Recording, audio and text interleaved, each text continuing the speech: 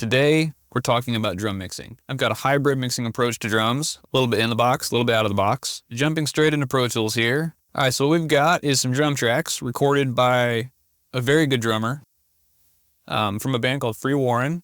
This is off their up-and-coming album, These Four Walls. The song is called Psycho. So the very first thing I do is I'll make sure that heat is always enabled in my session. So I've got all my drum tracks. I've got some bass, some guitars, and some other stuff down here. So everything in brown is the actual recorded drums that we tracked at the studio. So we've got really good analog front end on this, or most of the sounds of the drums are actually baked into the tracking. So I'll go ahead and explain kind of how I've got some of this routed. So I've got all of my actual tracks here are going into these routing folders. So all of my room tracks here going into my rooms bus. Overheads are in the overheads bus, toms are in the toms bus, so on and so forth with the whole drum set. All these buses are getting sent to my drums main, which has a warm audio bus compressor on it. And then I've got a parallel kit here, parallel send, which is going here. And that's got a Stam Audio SSL clone on it, as well as a Cush Audio Clearphonic. So that's like that's kind of like one hardware chain. And then parallel B is my shells parallel, and that is coming down here and getting a distressor on it. Now all three of these groups, or all three of these auxes, are going to this routing folder, which is my drums master. Now drums master and everything else is going to my mix in bus, which has the dangerous backs EQ on it, doing just a low cut, and that's it. That's going into the API 2500. My production folder here goes to my mix out bus, which is the same exact chain, it just does not have an API on it. So that's like stuff that I don't want to hit that compressor with and have it like duck in the rest of the mix out.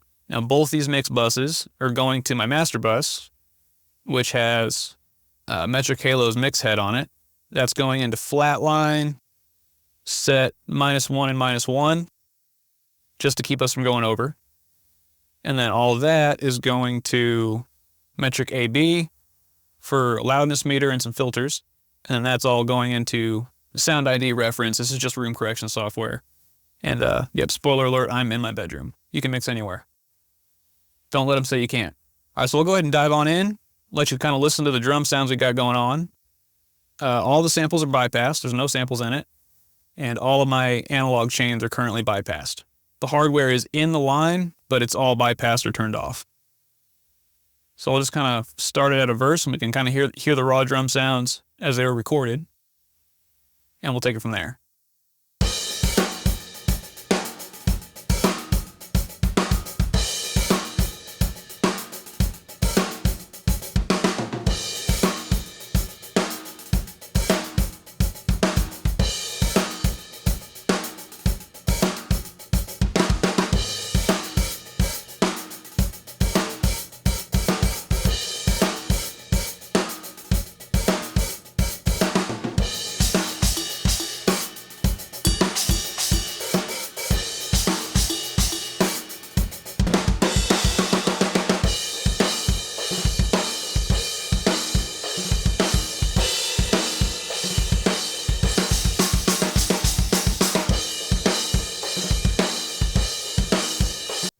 Those are pretty solid raw tones going in. Good drummer. He knows how to hit all the drums and pull all the tone out of the drums.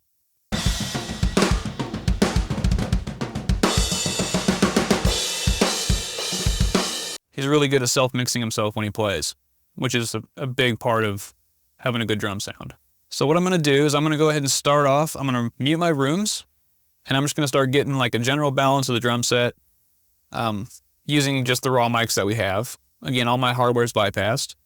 I've got a Personas Fader Port 8 down here, so I'm going to use that to kind of scroll through the session and then start getting levels. So I'll go ahead and just kind of get a general balance of the drum set. I'm going to loop a verse real quick. Hi-hat's too loud.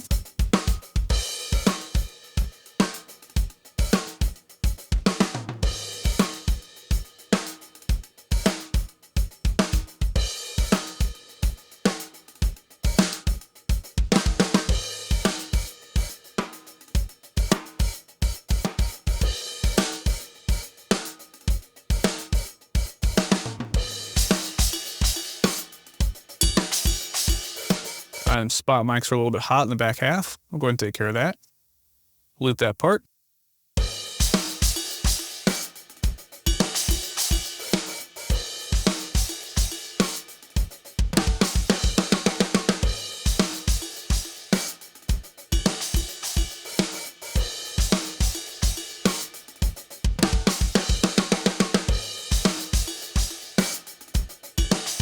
All right, I'm gonna find a spot that's got some toms. We'll go ahead and balance that out. Looks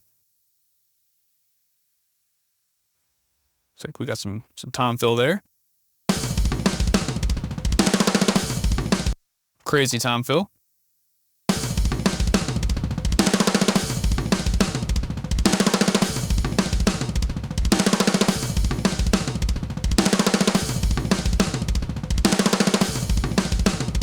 All right, go ahead and get my spot mics kind of better placed with my overheads, so they're kind of all sitting in line.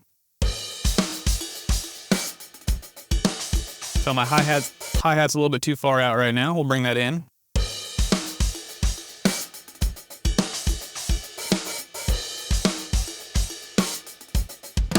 And I'm kind of just listening to where it feels like it just blends in with the overheads. And then from there, I'll kind of pull it out just a little tiny bit more. So right there is where it blends with the overheads for me. I'll go ahead and kind of just cush it out. There we go. I'm gonna do the ride.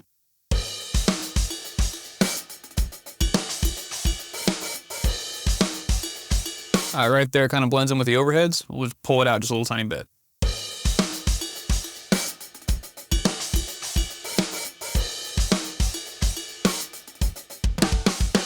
Killer. Splash cymbal when we recorded this is like all the way to the left of the hi-hat. It's like the farthest left cymbal he's got. So I'm just gonna leave that all the way 100% left.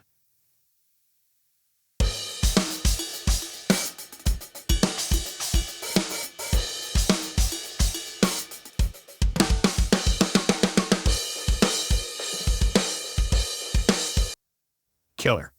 Now from there, we'll go ahead and start bringing in some of our rooms.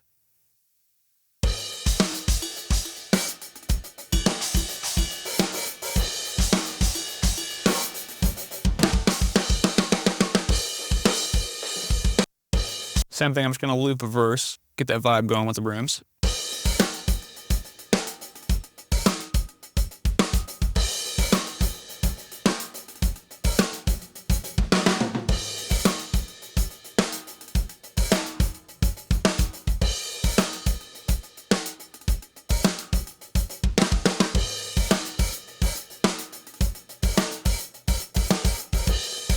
All right, the hi-hat still feels a little bit loud. About halfway in.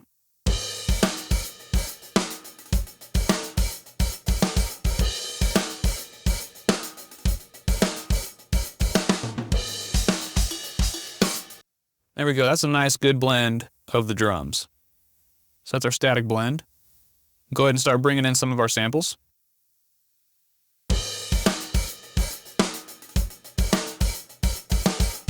So something to note about these samples is these are all samples of the actual drums that we recorded on the session. So we took an extra day and did multi-velocity, multi-hit samples of different snares, all of his toms, and his kick drum through our actual front-end analog chains. So because this is a sampled kick drum, I'm probably just gonna roll with the kick sample. Because it's a super focused bottom end, it's super tight, there's no cymbal bleed or snare bleed through the kick drum. And it's just super punchy and focused in the low end. So we'll kind of, I'll blend it in and then we'll audition it with and without the sample.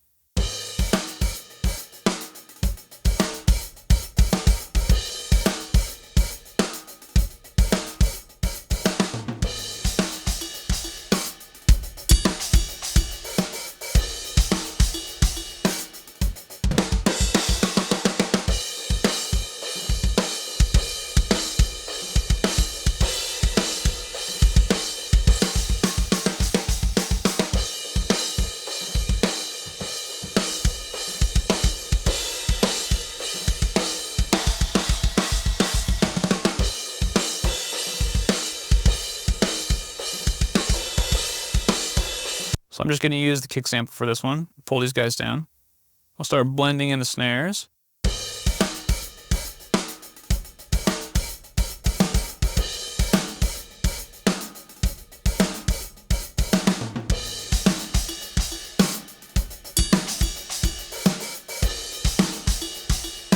Get this ghost note going, almost forgot that. So I pulled the ghost notes down onto all their own track, so it's really easy to manage.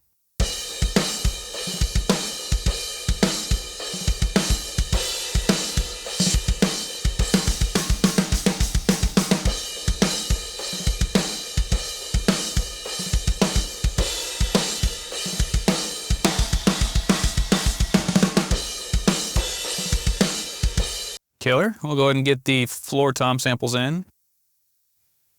Where's our crazy drum fill?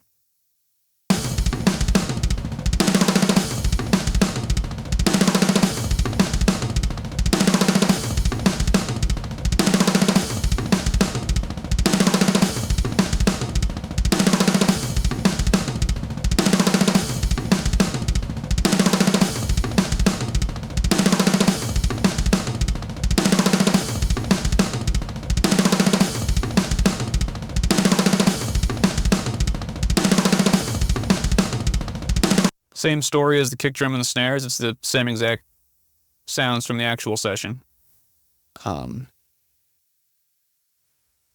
I'm going to go ahead and pan the toms kind of more in a little bit to kind of the same thing as the overheads. I'm going to try to match them to where they are in the overheads and then just kind of pull them back out. But I'm going to leave these hard pan left and right, and I'm going to go ahead and change the pan on my, my routing folder here.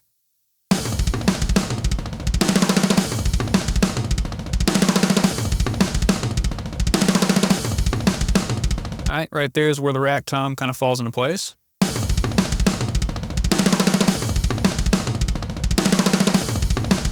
And that's where the floor tom falls into place. So I'm just going to go ahead and kind of cush these on out.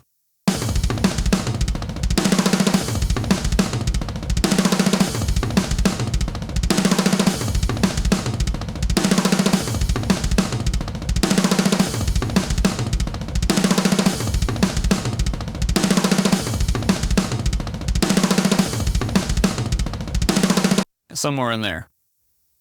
So we'll go ahead and bring in our room samples. And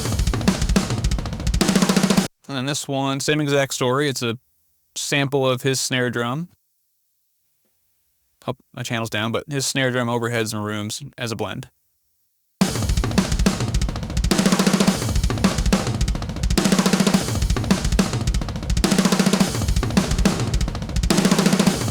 Kind of the bigger room.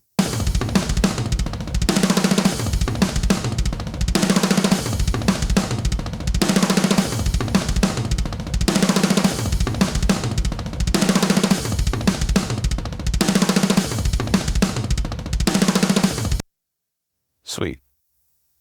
Listen to our verse with those room sounds.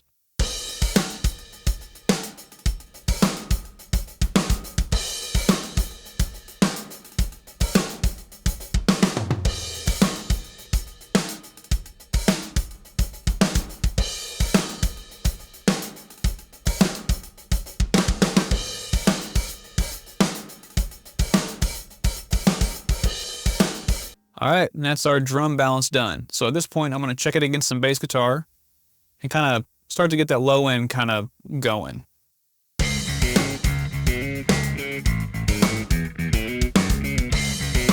So on the bass, I've got a blend between the DI, a Sans amp, and a dark glass. And I like my blend, so I'm going to close this folder and just kind of treat this like my bass track.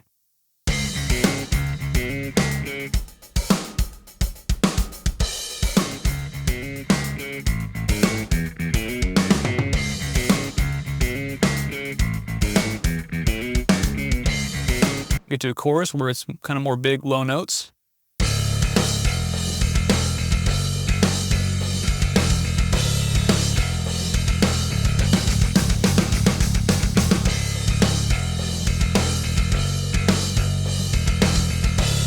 All right, I like where that's kind of sitting there. So from this point, this is where I'll start kind of throwing in some of the analog gear. All right, you guys, so we're set up here to start dialing in a warm audio bus compressor. I've got a loop. I'm going to set up a loop real quick on the verse. Go ahead and hit play, and we'll start kicking this in and dialing back the threshold. So it has this optional engage transformer switch. I personally am not a fan of the transformer, so I keep it out. But I've got attack time is set to 30 milliseconds, release time set to 100, ratio is 2:1, high pass filter is in at 60 hertz, and makeup gain is down to 0. So we'll press play, kick it in, and we'll dial back the threshold.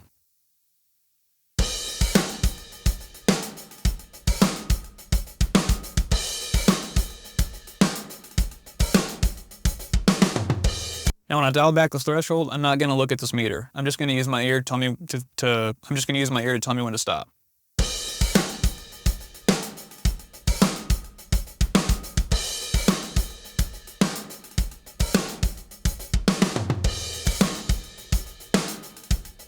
All right, I'm looking at the meter. I'm going to bypass it in and out.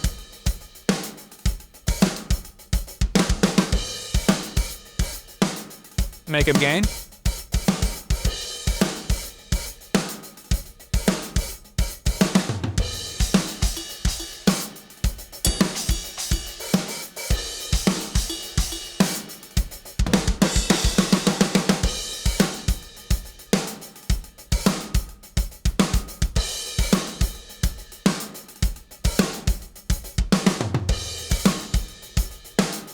And there we go. So it's just kind of kissing the needle a little tiny bit and kind of just pulling the transients back, but still letting that initial transient peek through. So it's a little bit more punchy, a little bit more controlled at the same time. So from here, this is where I'll go ahead and start dialing in the stem audio compressor and the Clairphonic EQ into parallel. All right, so we're set up to start dialing in our stem. I'm going to go ahead and start by pulling our main drum bus down, and we're only going to listen to that parallel kit. Same exact loop here on the verse. I'll switch on down here to the stem and the Clairphonic, and we'll start dialing that in.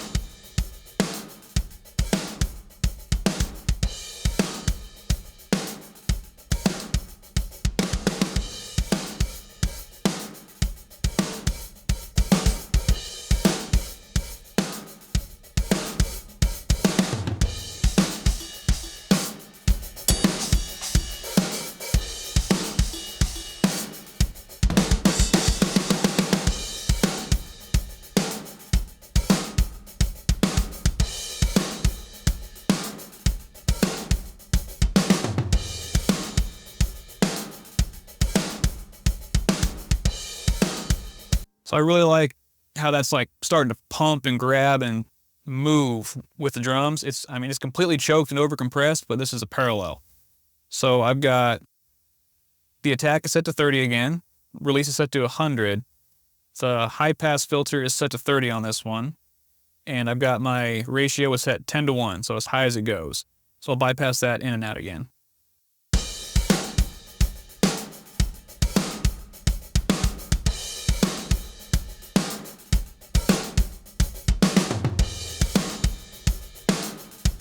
I'm going to go back down a little harder.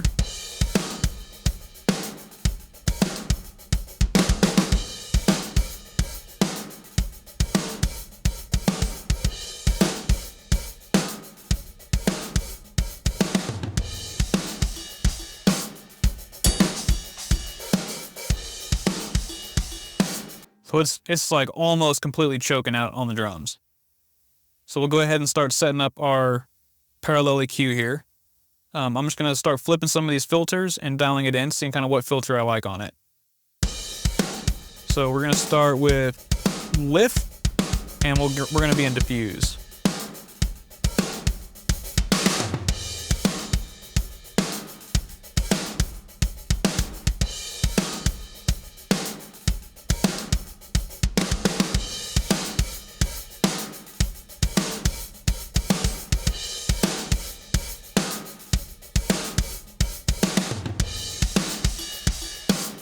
All right, so I like what lift's doing, so I'm going to leave that at lift. We're going to go ahead and start auditioning some of these.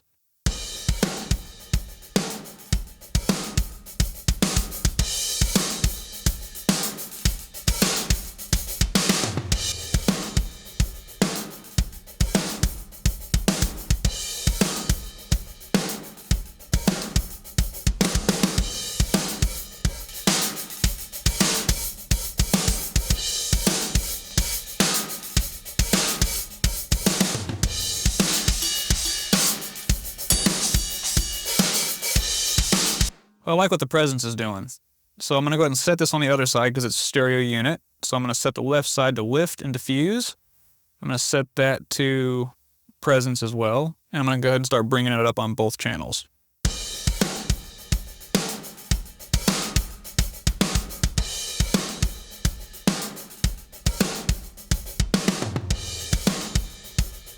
Bypass this.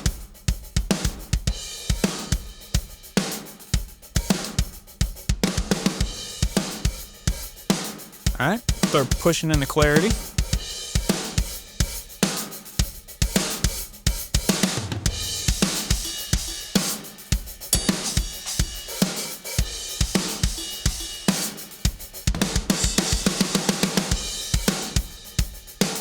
Probably somewhere right about in there. We'll bypass that.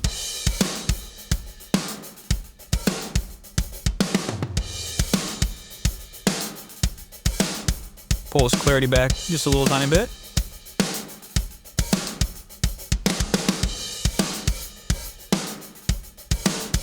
Kill it. So I'll go ahead and bypass that whole chain real quick and we'll hear the before and after.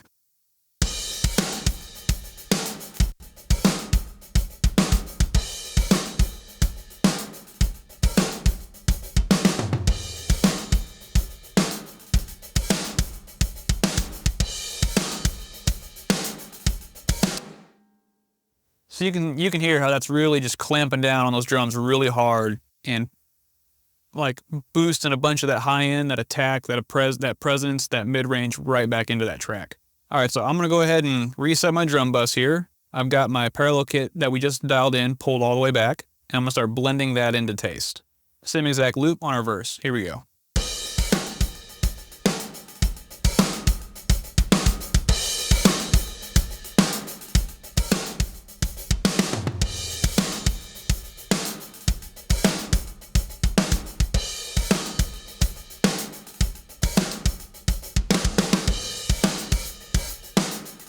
All right, let's dial that in with our bass now.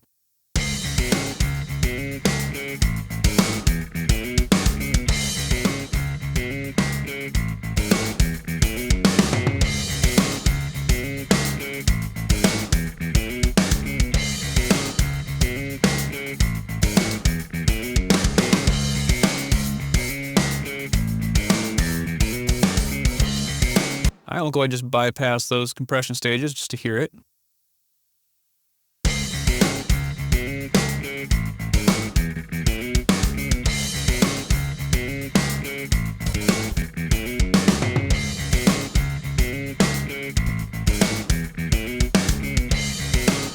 Killer. All right, now from here, we'll go ahead and dial in our parallel bus, or we'll just dial in our shells bus, which is just the shells, and I'm going for a lot of smack with these. So we'll go ahead and dial this in. Start with this as slow as it goes, as fast as I can go. We'll do 4:1 ratio. Just start dialing it in.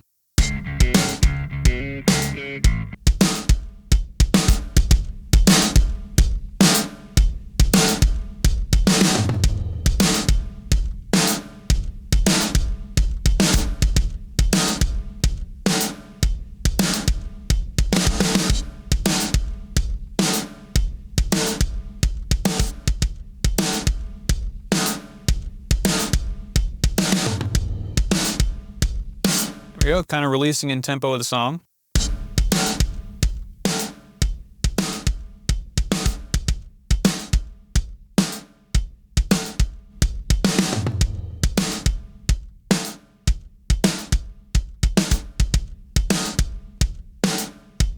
There we go, the way it's just really pumping and just knocking that kick drum.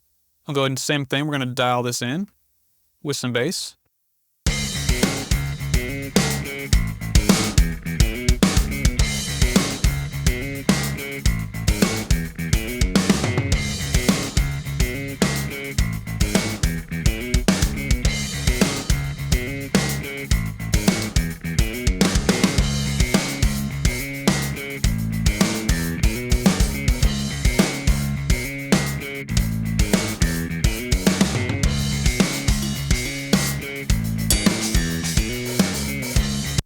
Killer.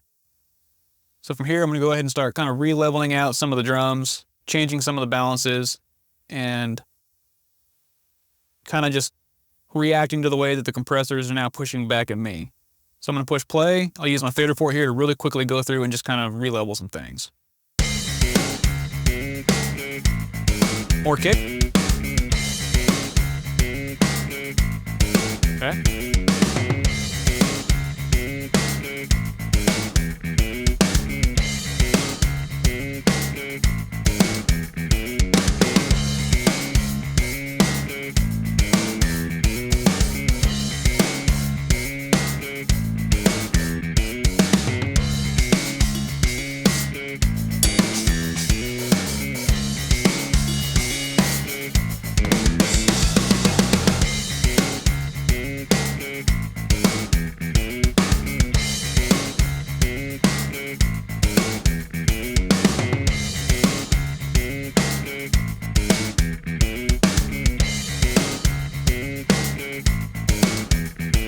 I'm going to go to a verse.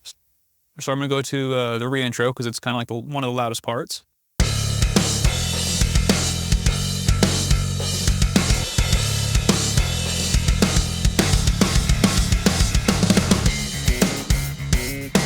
Chorus.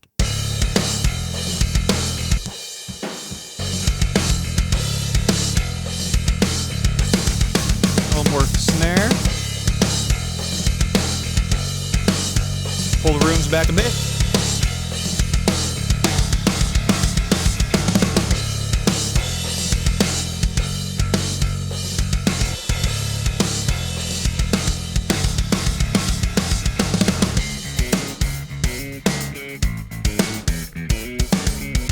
All right, now from here, I'm gonna go ahead and start bringing in some guitars, start getting some levels with the whole band going.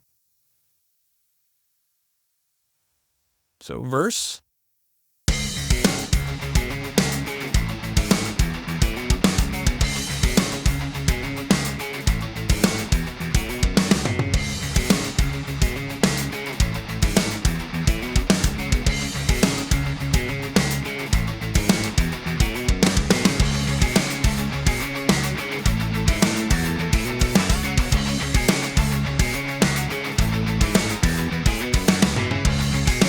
All right, let me get the verse one more time because there's another guitar that kicks in here and I want that to really hit you.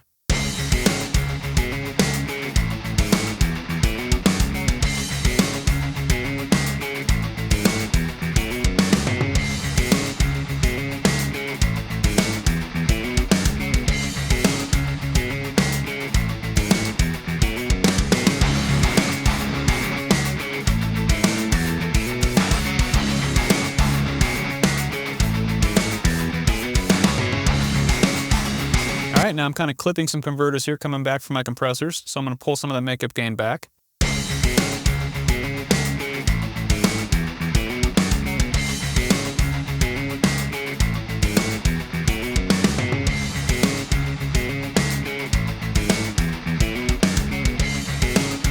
Still clipping a little bit, so I'm going to pull this back by 1 more dB, -7.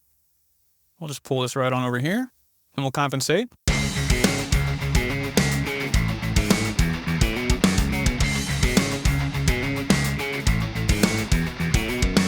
Pull the overall drum level back up.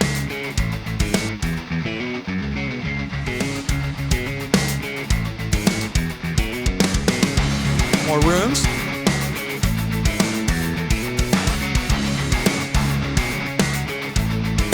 Tailor the runes.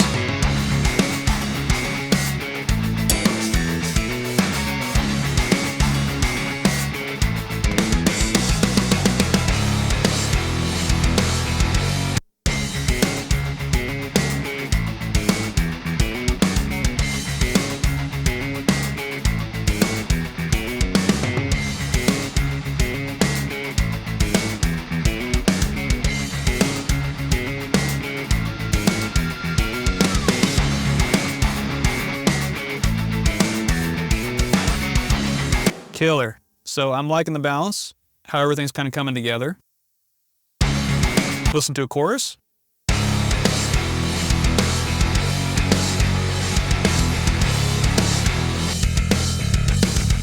Hit that re-intro.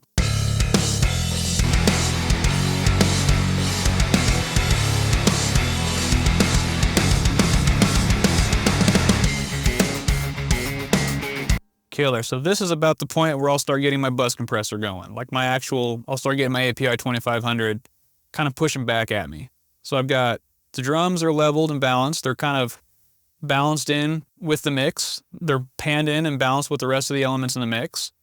We've got a regular bus compressor just kind of kissing it. We've got our parallel kit doing some really heavy lifting, probably around 8 dB of gain reduction on that. And we have this distressor channel just adding a little bit more smack and punch to those drums as they're poking through, but only on the shells. So I'll go ahead and re-gear here real quick, and we'll start dialing in the API 2500. My camera's all set up here on the API 2500. We'll just go over some of the settings really quick. I've got manual makeup gain is turned on. The blend setting is not engaged, so I'm just straight through the compressor path, no parallel. Manual makeup gain's on because sometimes I feel like the actual makeup gain of the unit can get a little bit crazy. I've got the link knob here is turned to 50. The detection circuit for the sides is set to RMS instead of peak. So I've got it set to RMS. We're using feed forward, new mode. The tone control is set to normal. And I have the knee is set to medium. So it's yellow, green, yellow. TAC is set to 30 at a 3:1 ratio. The release is set to auto around 0.25 seconds, so 250 milliseconds. That's usually around where I'll start it. And our threshold is pulled all the way back right now, so we have no gain reduction. I'll go ahead and hit play. We'll engage it, and we'll start dialing it in with the whole band.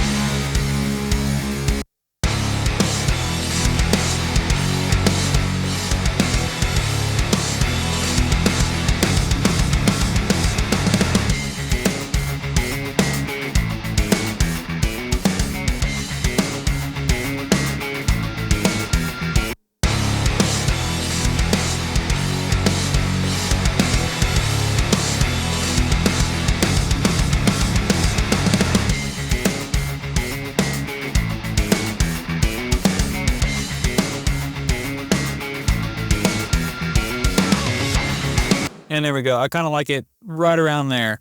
So you can hear it's just pushing the snares and the drums down into the rest of the mix a little tiny bit, and then the makeup gain brings everything else up with it. So it really like tames down that center channel of the mix, and then it takes the sides and just really pushes them forward with like a certain mid-range aggression. I'll go back to chorus here. I'll loop that. We'll loop the chorus and re-intro. And I'll start with it out, and then I'll put it in, and you can kind of just hear the center channel go bloop, and the sides just go boom. So let's check this out.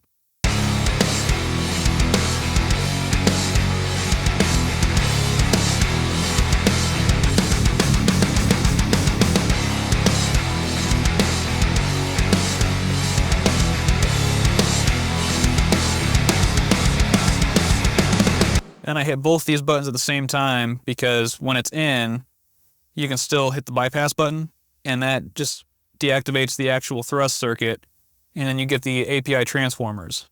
But whenever you kick it out, you're pulling the transformers out of the circuit. So that's the whole unit in and the whole unit out.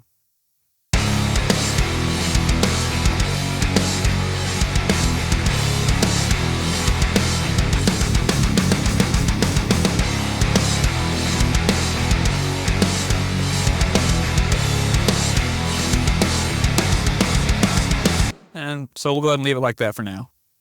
All right, so from here is where like some of the more involved stuff starts happening. We'll start actually diving into EQing the drums. So I like to work this way because whenever you're hitting those compressors, to start with, you're getting a lot of that smack and a lot of that attack, and a lot of your transients have already been shaped just from using four different compressors here.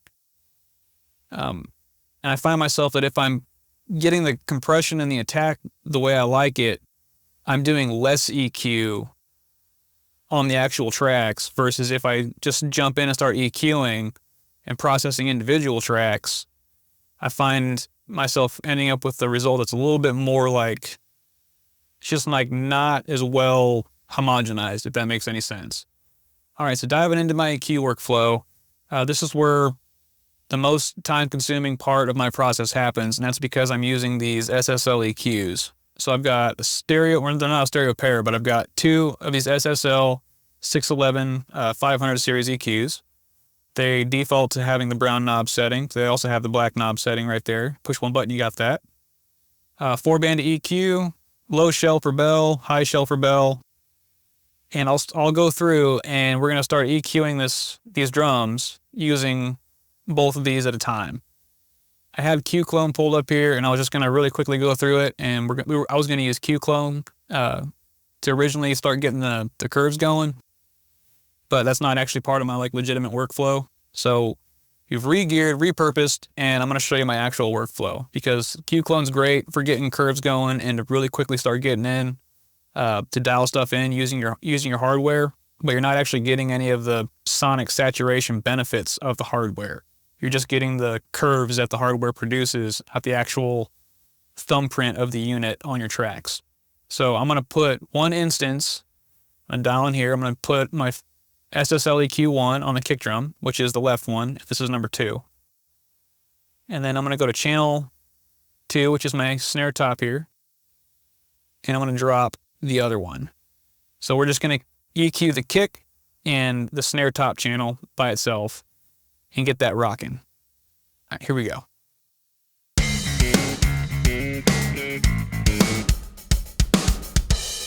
Pop it in. All right, so kick drum, snare drum. Kick drum, I'm gonna open up the low mids a little bit. I'm gonna switch this into black knob mode.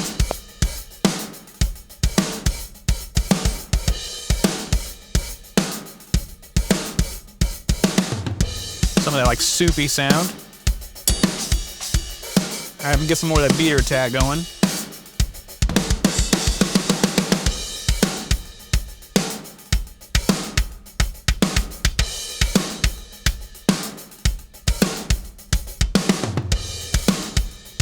Start getting some of that click.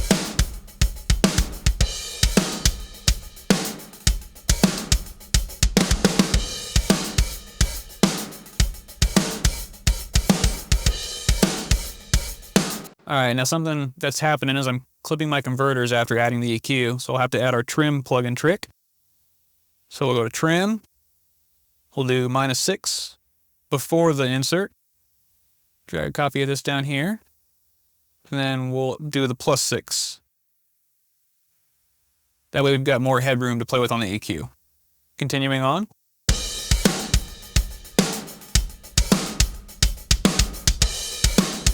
Somewhere in there. You can't look at the numbers on these. These numbers lie. They are not, it's above 10K, but it's probably around 9K where I'm actually boosting.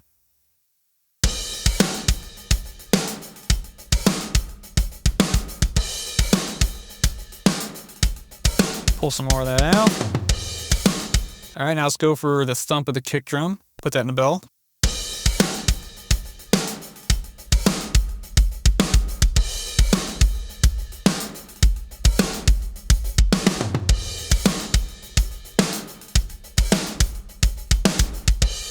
So that's in.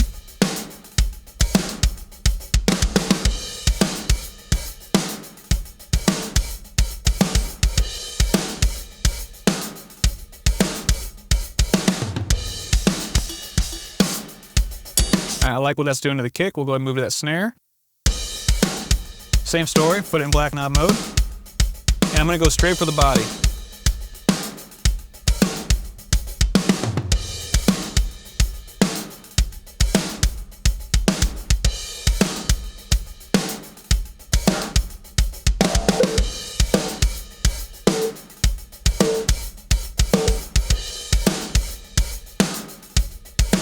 My analog top end.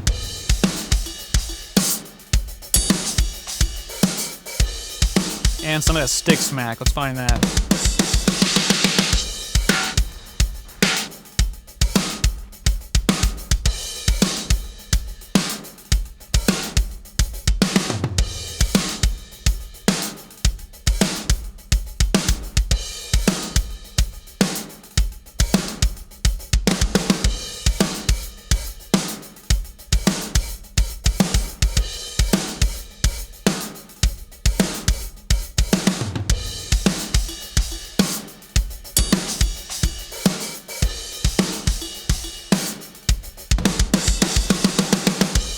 All right, so I like how that EQ sounds, so we'll jump back up here into Pro Tools. All right, now, same story with the kick drum. I'm gonna do the plus and minus trim trick. Now this is the longest part of this process. So I'll highlight my kick, and I'll highlight that snare drum. There you go, we'll do that. We'll do that. And then I'll hit Shift Option, which means I'm just only selecting these. Right click on our trim plugin and commit up to this insert. And then I will do nothing. Click OK. That's going to run those two tracks through these EQs with how they're set. Then I'll go ahead and come back. We'll jump right back as soon as this is done, and I'll show you what I do next. And we'll go ahead and move on to the overheads from there. All right, and we're back, and that is done and committed. So what I'll do is I'll go to the original track, we'll duplicate it, and I'll just call it 611 EQ. Whoop, wrong key. 611 EQ. And from there, I'll just drag this on up and commit that into a track, and we can make all this bypassed. Make all that inactive and get rid of the extra track. So now we have our treated 611 EQ track. Did the exact same thing to the snare top. 611 EQ. Bring this on up and commit that. Deactivate those and get rid of this. All right, so the snare spike track right here, this track,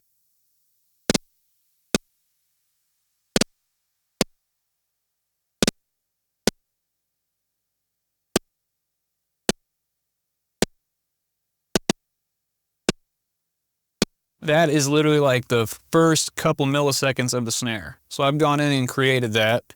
If you want to learn how to do that, I don't know how to do it in any other DAW besides Pro Tools, but just go to YouTube and check out Andrew Wade's Dreamgate method. That's how you do that. But yeah, it's just a little tick, but it's an exact copy of the snare. So I'm just going to go ahead and bring our EQ on over there. We'll bring that up. That way it's doing the exact same thing.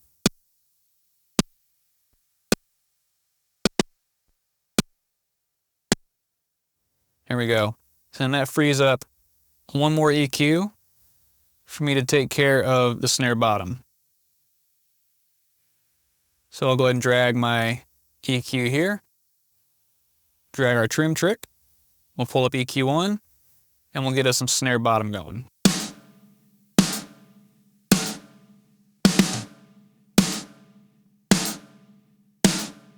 All right, let's go ahead and start dialing in a snare bottom. I'm gonna leave this in brown knob mode. Go ahead and raise this level.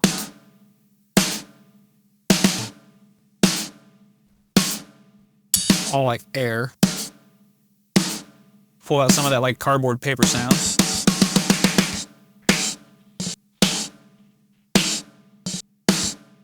Pull out some of the boxiness.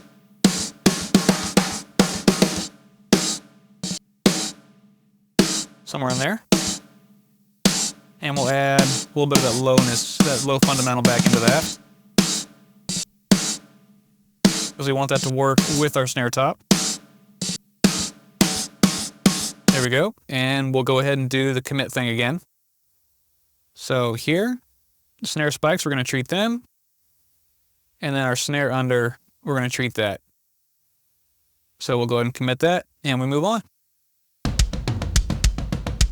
All right, that one's done, and same exact story as before. We'll duplicate this. Snare spikes 1, 611 EQ. Go ahead and bring that up. We'll commit that. And the snare under, duplicate you. 611 EQ. You're committed. Get rid of our extra channels here. And bypass all that. So that's kick and snare pretty much done. I'm going to leave the ghost notes alone. All right, and then from here, I'm going to go ahead and move on to the overheads. So for the overheads, I'm going to loop a chorus and a re-intro because they're the most cymbal-heavy parts of the song. Where those at? We'll go over and go ahead and go to the overheads. And that is I've got the Fredenstein Bento 65, so that's channels 1 and 2 on my Bento. So Bento 1 and 2. Go ahead and make sure our EQ is reset and zeroed out. We're going to go to brown knob mode for both of them. And I always try to zero these out in between each take as soon as we're done, because I don't want to just, immediately get lazy and start just grabbing the frequencies I already had there before. I want to actually find the problems with the tracks and fix them, and not just kind of throw some bullshit curve on it and try to make it sound good. All right, here we go. We'll go ahead and hit play on the chorus as a loop, the chorus and re-intro parts, and we'll start dialing in the overhead sounds. All right, I'm clipping my converters, so I need my +6 -6 trick here. There we go. Not clipping anymore, and we'll start dialing these in. Analog air. All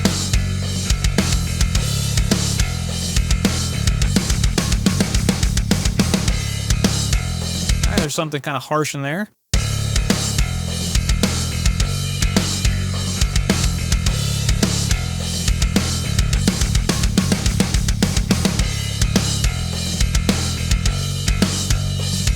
Right there, it's starting to whistle, so we'll pull that out.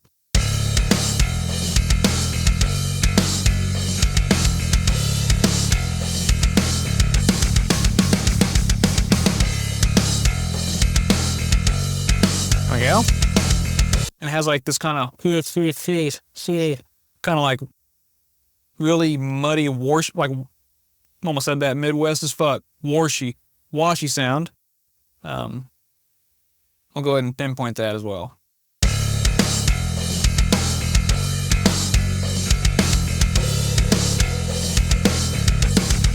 That sound.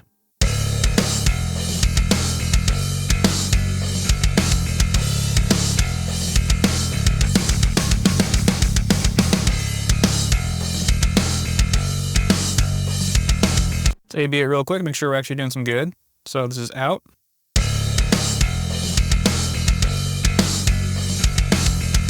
All right, the high end's a little too high, so we'll roll these down a little bit.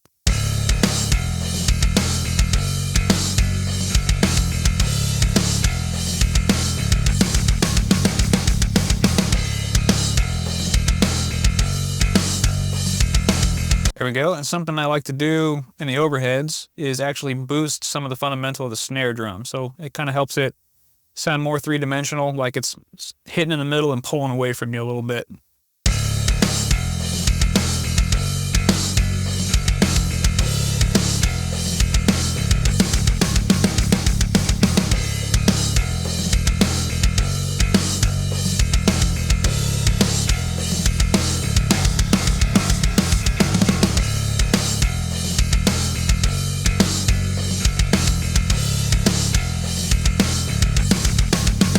Somewhere in there. We'll listen to that before and after.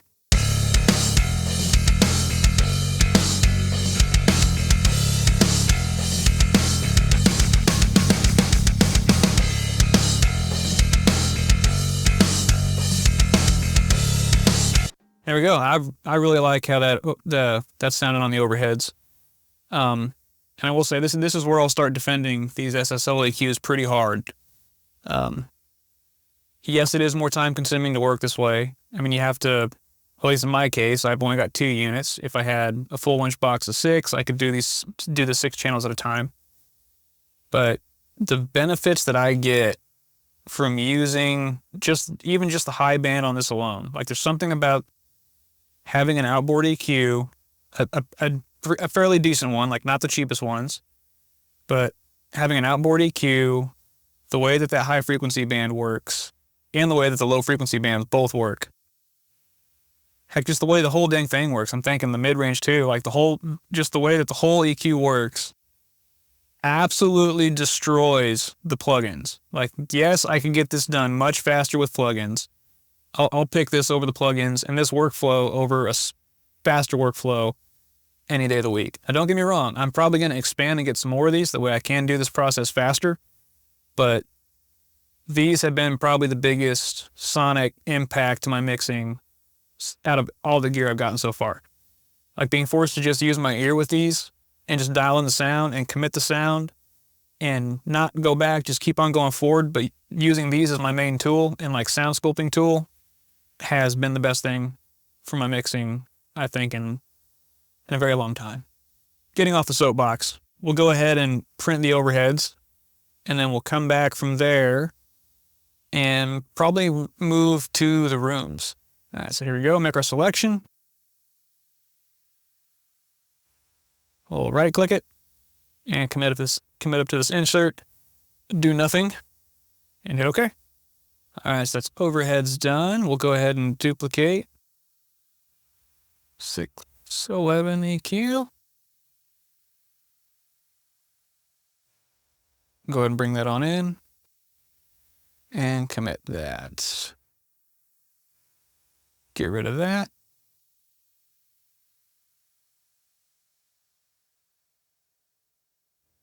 There we go. We'll go ahead and move over to rooms from here.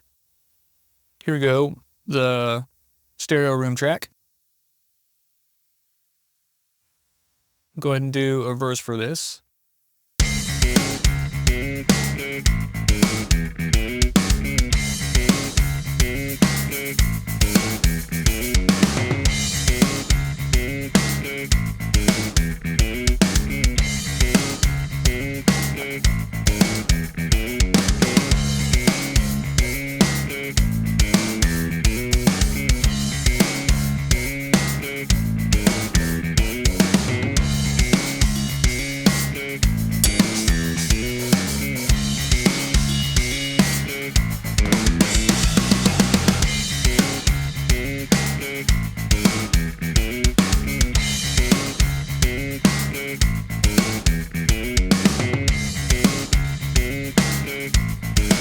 All right, there we go. I try to do that one as fast as I possibly can. It's kind of more my workflow where I get in and I just react with the EQ, get in and just kind of go.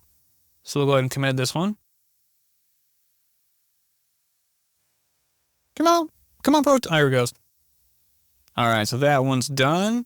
Stereo rooms, we'll duplicate that. As before, you'll never guess what we're gonna call it. 611 EQ, you're right. 10 points to you guys. There we go. That's committed and made. Get rid of you. I'll bypass all that. All right, toms, where are you at?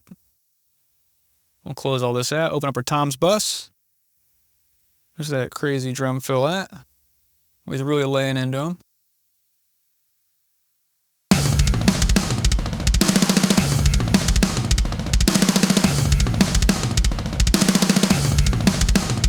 All right, so on this one, what I'm going to do is I'm actually going to process this bus because these are samples that we're blending. And I'm just going to go ahead and commit them right side to right side, left side to left side.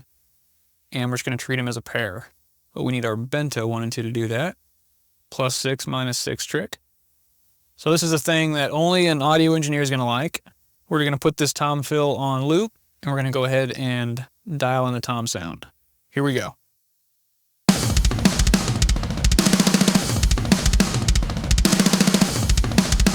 Carve out some boxiness.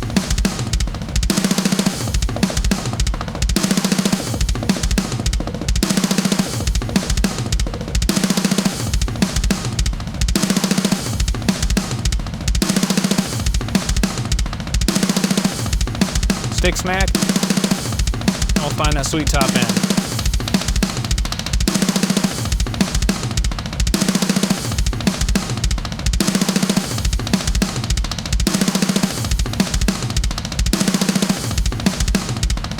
There we go. So that's the floor tom. We'll go and do the rack tom. Same thing, boxiness.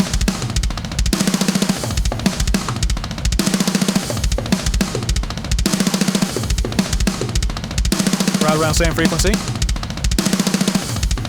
All right, we'll find the stick punch.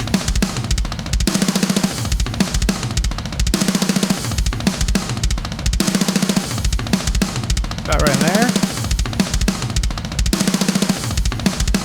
And we'll find that sweet attack.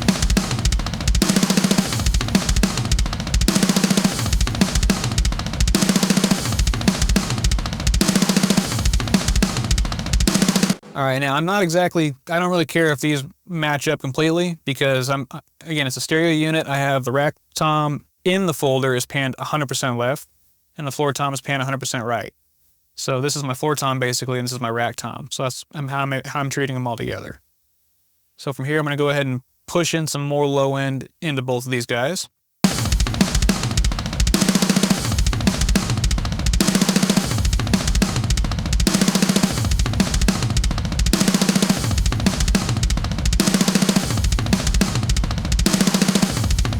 There we go. A little before, a little after.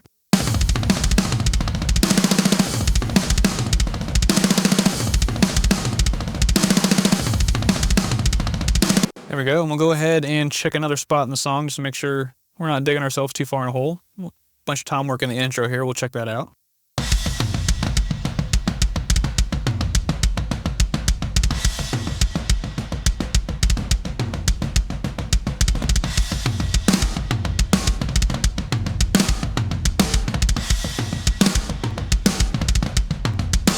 Alright, then we got some floor toms here by themselves. We'll check that out.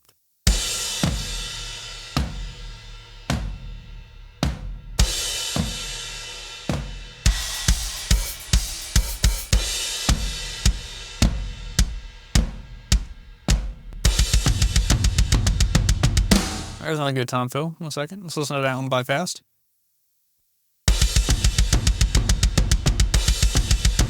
Kick it in.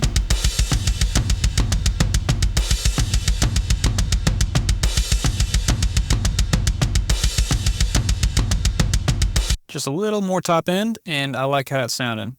So I'll go ahead and make my selection here. And we'll go ahead and right click it and commit it to that insert. And do nothing, because we're just gonna take our stereo track and bring it down here and then feed it right back into our toms bus. All right, so it's made our new tom bus. So we'll go ahead and take care of that. These ones, since we don't need them anymore, we've embedded them together. We'll hide them and make them inactive. And this, we'll go ahead and send no input to our tom bus.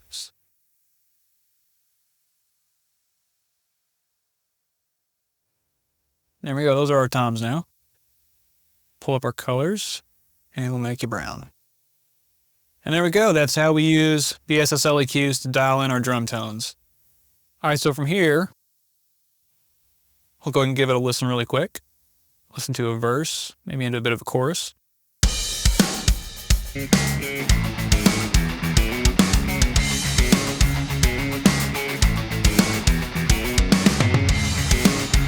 We'll pull the toms back.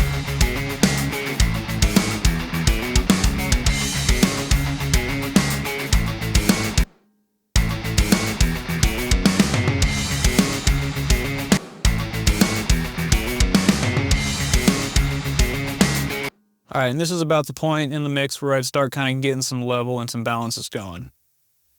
So let's go ahead and pull it into a chorus.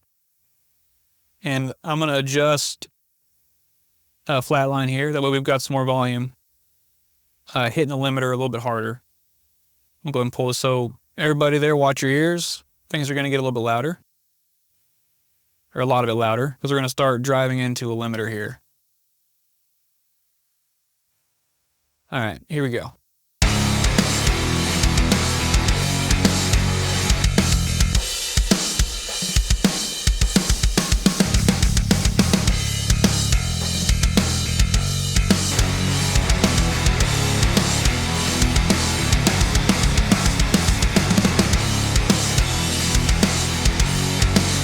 All right, here we go.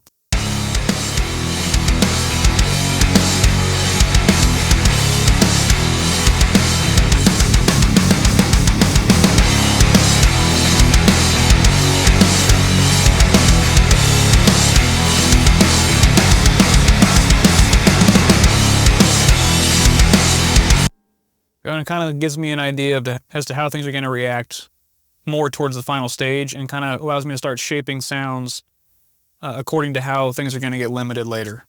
I'm going to go and start adding in the rest of the elements here. We'll add the percussion.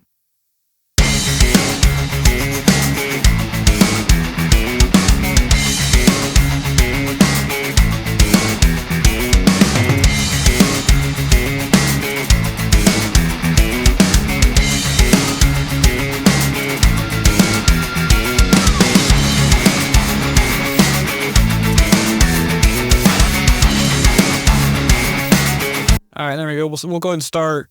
So from here, we'll go ahead and start EQing more on a bus level. So I'm just going to go through. I'm going to start kind of shaping some sounds a little bit farther.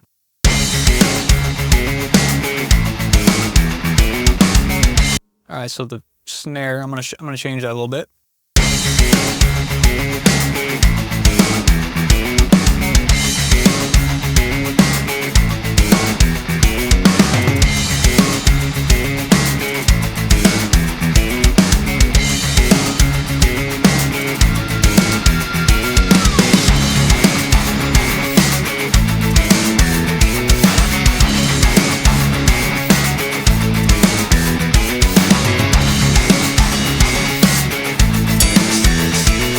I kind of tailor the top end of the kick.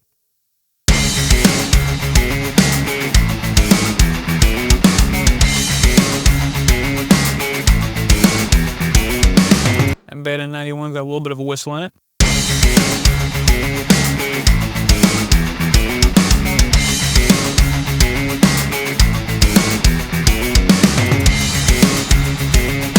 So I'll smooth that out a little bit.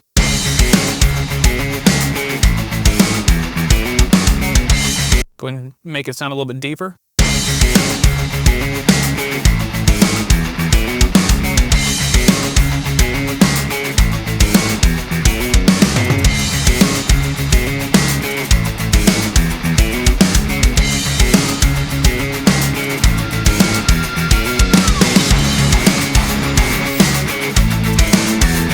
There you go, and then I can still hear some of this. Even though we gated it and manually cleaned up the tom or the snare, I can still hear a little bit of that like high wispiness kind of creeping through it. So we'll start to eliminate some of that.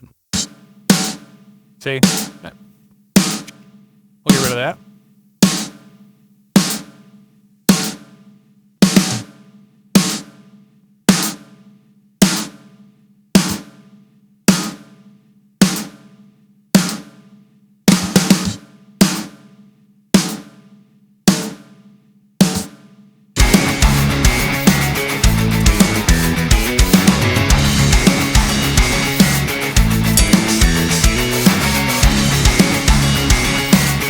All right, then I want a really consistent crack, so I'm going to go ahead and boost some top end in the samples.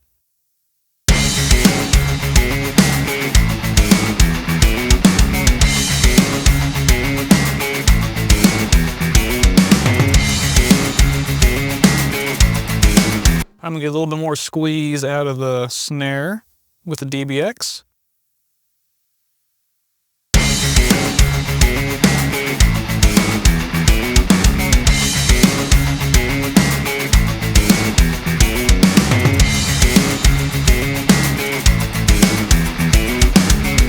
A little bit of this compressor goes a really long way. I tend to use it in parallel pretty sparingly. Same thing with the kick drum here. We'll go ahead and move it over there. Set the mix back to 100, threshold all the way up. 2 to 1 for me is where the sauce is at.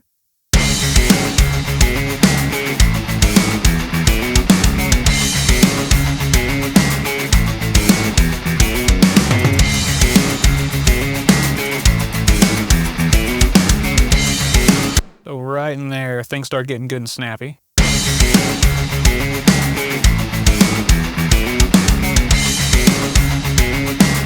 So bring back some of that low end that the DBX took out of the kick.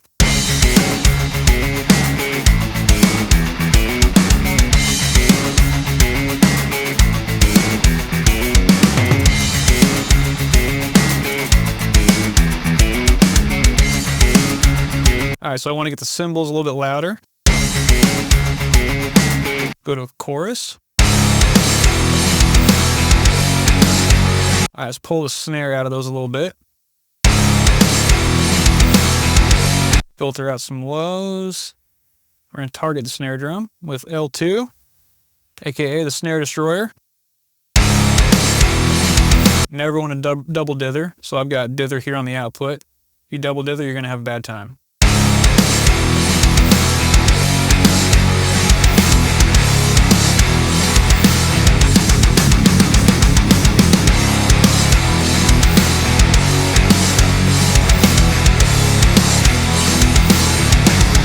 Alright, and they're a little bit harsh.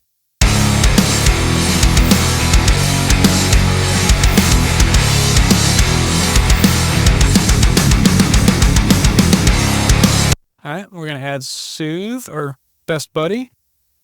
It's really good at targeting those like really harsh resonances. With right around the 4 to 6K area. So we're just going to target that. Leave the rest of the spectrum alone.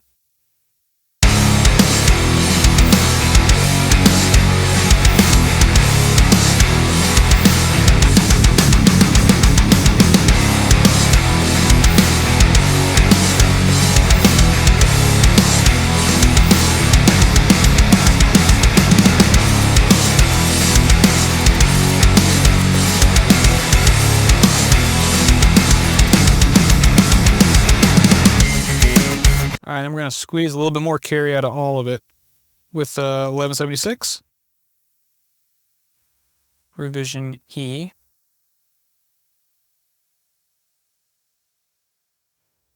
Come on. There you go.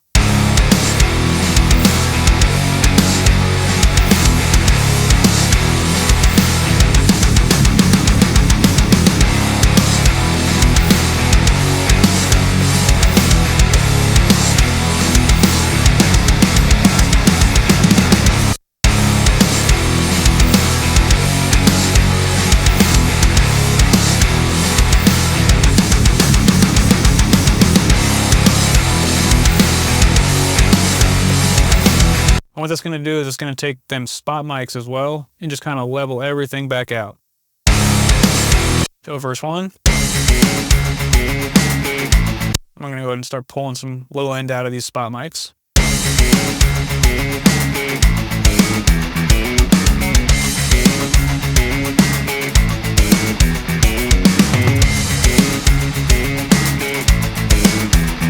And pulling that low end out, just took the snare and made it go smack in the middle.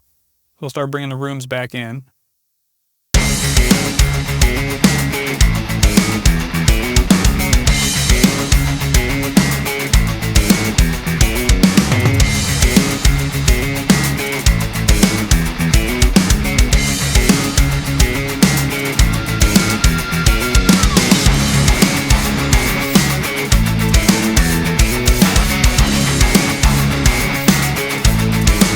Where's that crazy tom fill at? Let's find that.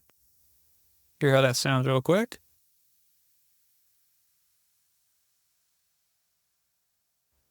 Why it does that to me? Is that it?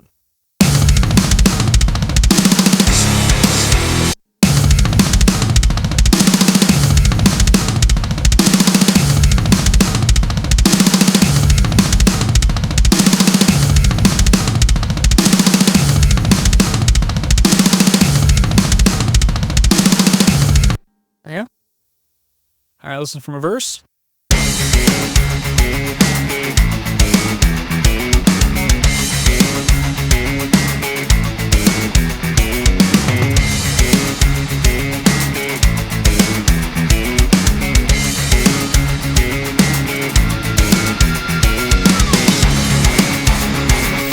Alright, so I want to get more splat out of this room sample. That one.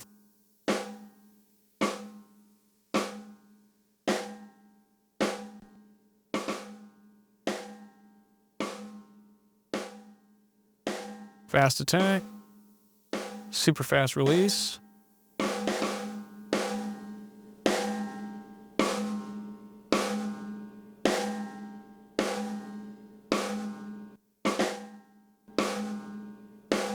There we go, some good splat.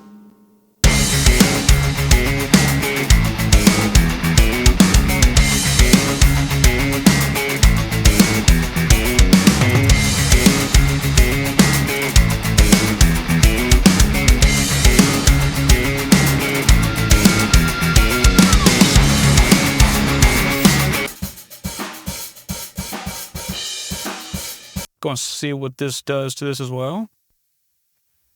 Go ahead and pull our input way down.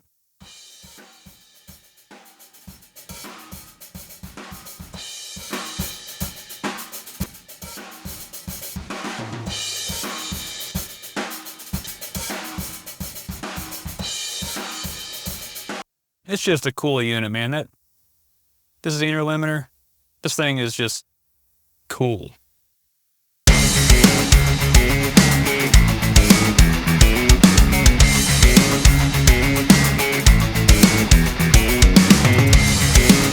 Ease up a little bit.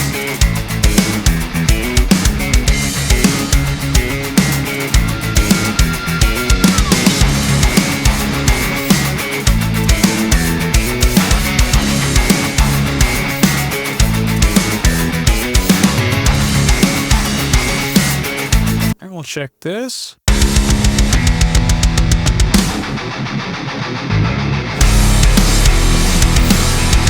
We have a sub drop. We don't want that to trigger our APIs. That's why that's going to the mix out. Get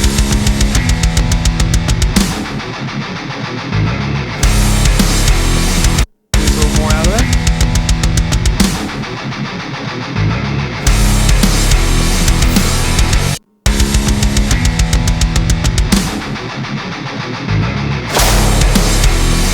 That's like a shotgun whoosh.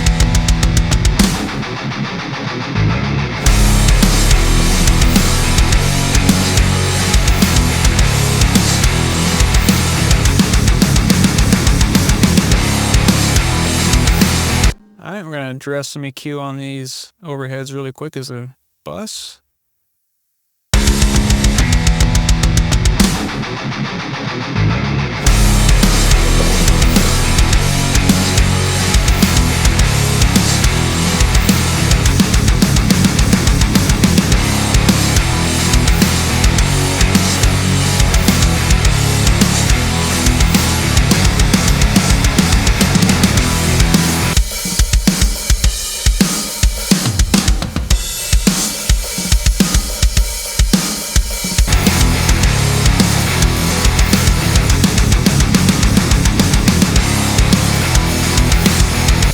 Bucket chain's a little bit loud.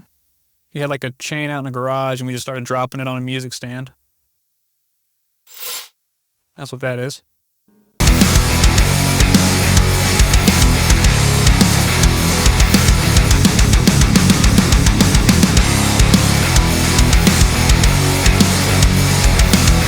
Alright, so I'm going to do some general shaping on the drum set, but I think we're in a pretty good spot. Alright, one of my favorite plugins to do some shaping with is a Massive Passive. Not the Mastering Edition, full Parametric Edition. So I'll pull this up and we'll kind of just start shaping the drums into place.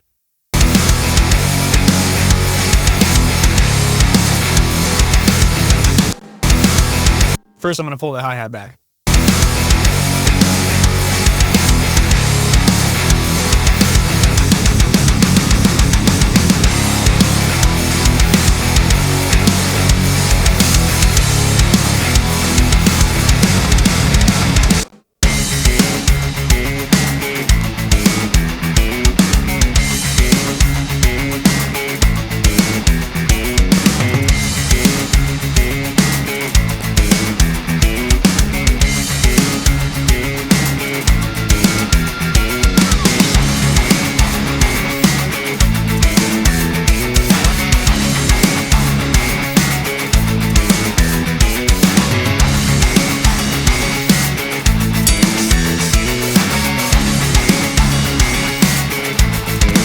plugin just has a sound, like just putting it on is plenty. You don't even have to use the EQ on this one.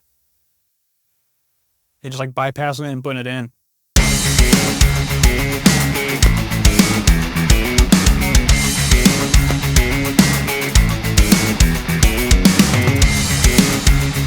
I'll pull a little tiny bit more top end out of those toms.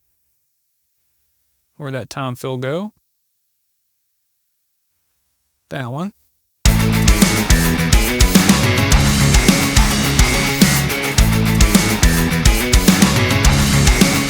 Let's check this one.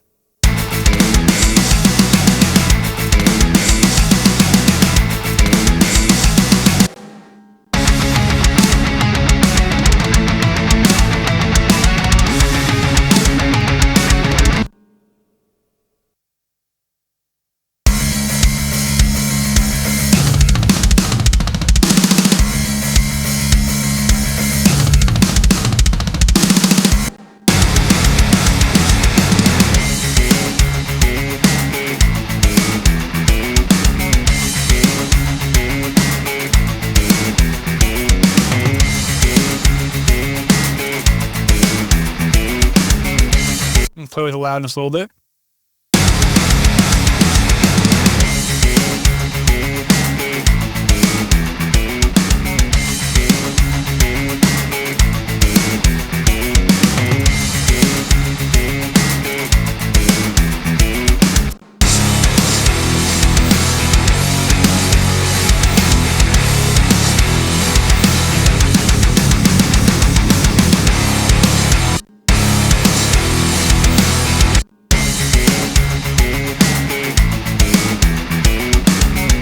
Try pulling a little tiny bit more out of that snare.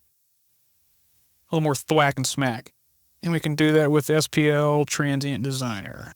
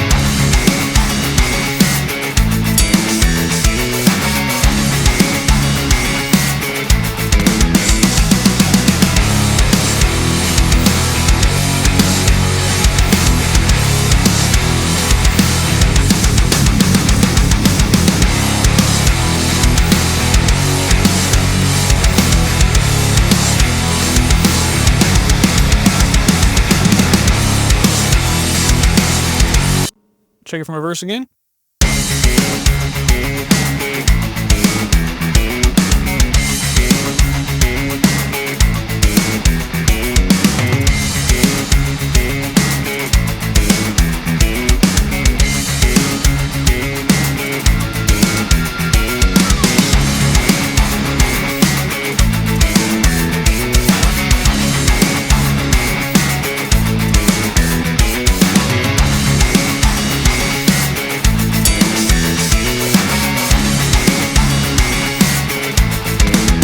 Listen to the back half of this verse and get these spot cymbals right.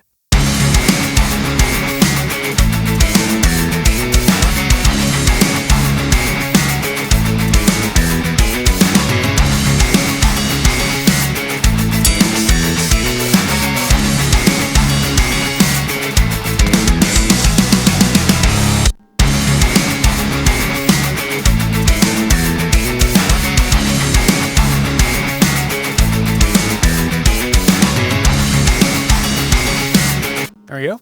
Drums are starting to sound pretty good to me. So we'll go ahead and take it one step further. I'll go ahead and show you a quick little trick I do on the bass to kind of lock that in, lock the low end in even more. Here we go, press and play.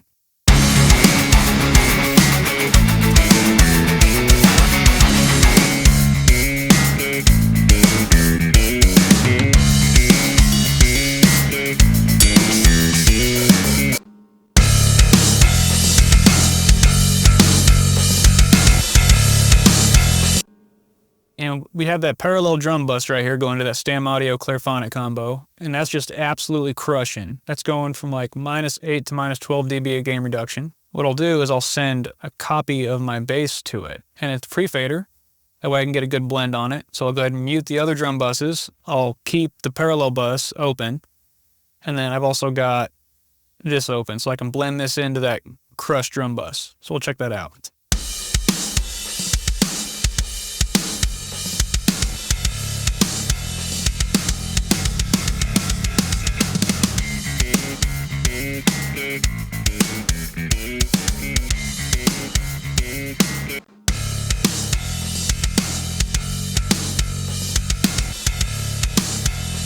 There we go. That way that's just kind of blended in there.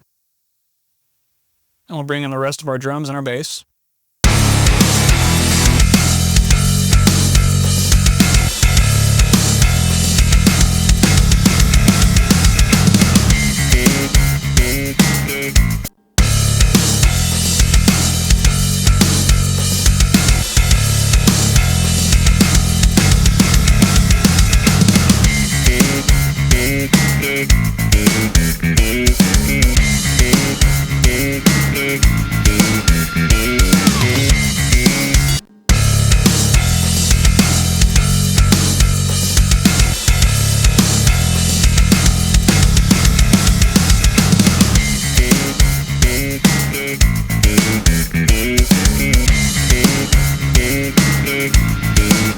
You can just hear how the bass just boom, just goes pow and locks in. Like, granted, yeah, we're getting a little more volume out of it from this bus, but it just locks in with those drums being crushed in like a really cool way.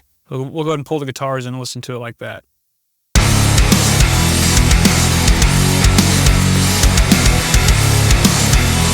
All right, muting it.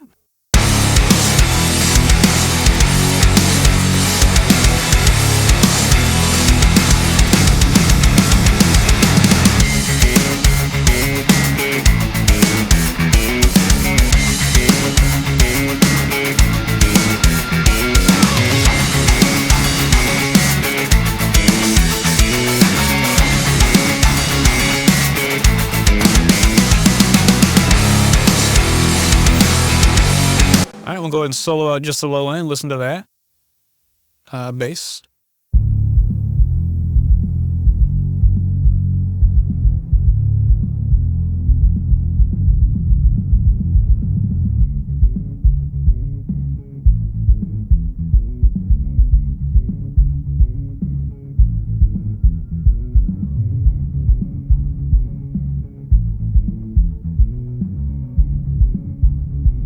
All right. Go ahead and kind of compress the low end of this bass a little bit.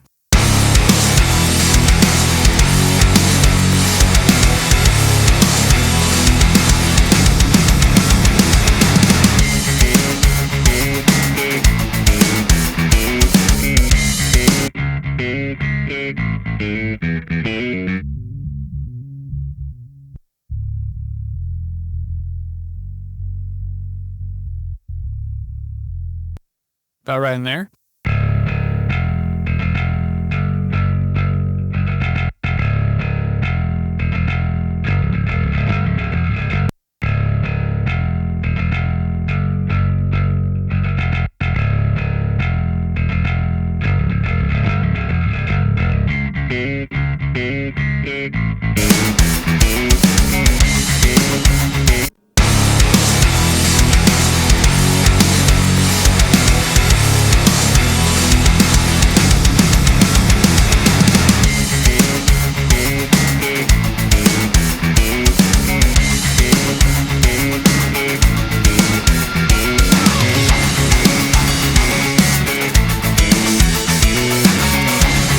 And one final trick that's technically part of the drums is a very mute.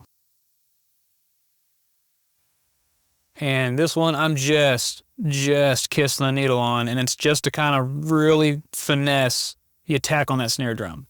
So I'll start with the threshold all the way up, the attack as slow as it goes, fast release. Here we go.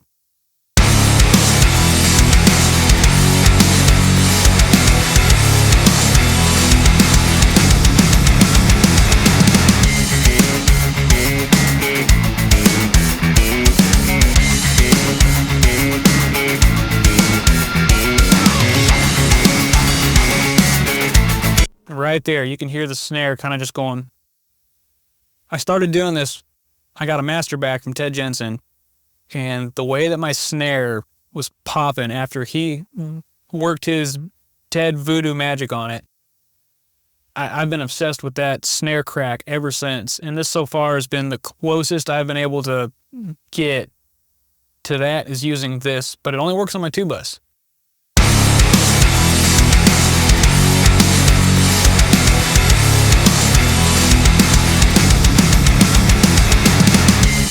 I'm going to go to a verse and just listen to the way that the very tip of the snare gets affected.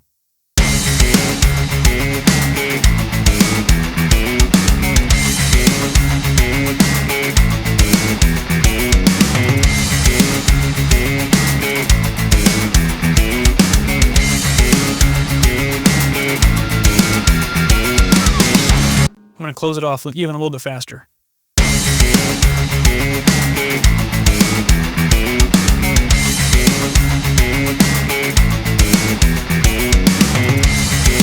Right in there, back the threshold off a little bit.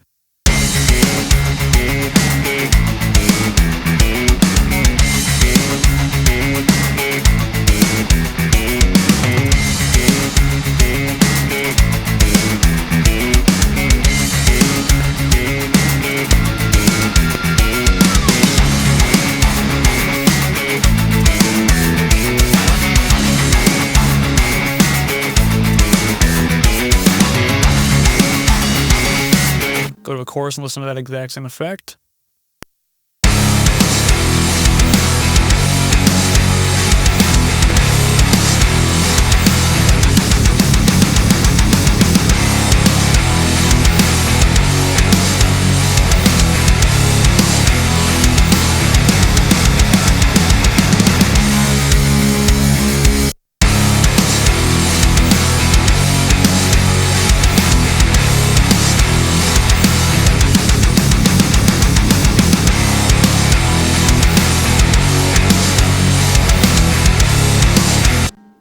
And then we'll do the Shadow Hills mastering compressor. And I only use this strictly for the transformer sound in it.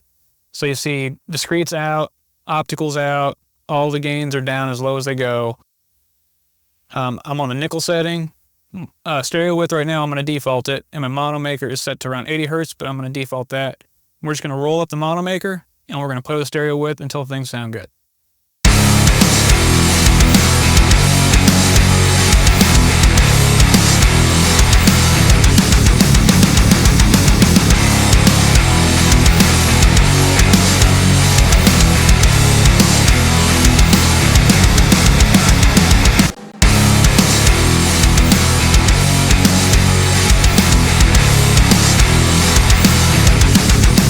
Even with the volumes down, you get a volume jump. See, I'm about a dB hotter, so we'll do minus 5.04.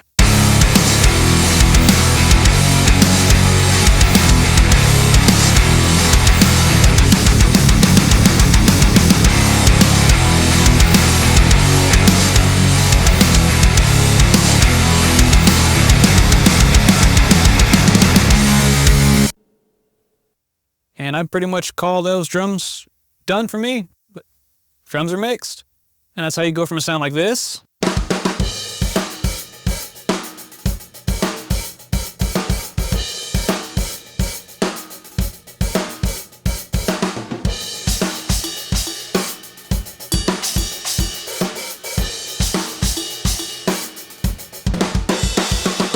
to a sound like this.